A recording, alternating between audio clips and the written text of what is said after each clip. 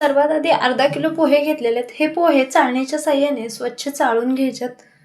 तर अशा प्रकारे चाळून घेतलेले आहेत. तर आता कढई ठेवून हे पोहे एक 5 ते 6 मिनिटं आपण भाजून घेणार आहोत. व्यवस्थित भाजून घ्यायचे, कुरकुरीत होईल अशा प्रकारे.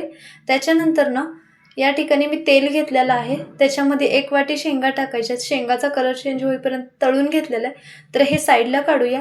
याच कढईमध्ये जेवढे शेंगा तेवढंच मी डाळ्याचं प्रमाण घेतलेलं आहे. तर डाळे पण तळून घेतलेले. त्याच्यानंतर ना खोबरं टाकूया. खोबरं पण कलर चेंज होईपर्यंत भाजून काढायचे. तर हे साईडला काढून ठेवूया. अर्धा चमचा मोहरी टाकायचे, 4 हिरवी मिरची बारीक केलेली, हळद टाकून मिक्स करून घेऊया. गॅस बंद करून ही फोडणी आपल्या पोह्यावरती टाकूया. तयार केलेले शेंगा डाळे वगैरे टाकूया आणि सर्व मिक्स करून घ्यायचं आहे. अशा प्रकारे आपले झटपट, खमंग आणि कुरकुरीत पोहे तयार आहेत. याचा फुल व्हिडिओ पण तुम्हाला माझ्या चॅनलवरती मिळेल आणि साहित्य खाली डिस्क्रिप्शन बॉक्समध्ये देते. व्हिडिओ कसा वाटला ते नक्की सांगा.